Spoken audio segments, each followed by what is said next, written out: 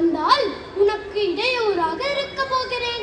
வேண்டாம், என்னை விட அங்கு யாரும் வசீகரமாய் இருக்க மாட்டார்கள். உங்களை விட நானே அழகு. அதனால் வாருங்கள், ஒன்றும் பிரச்சனை இல்லை. சரி சரி, வருகிறேன்.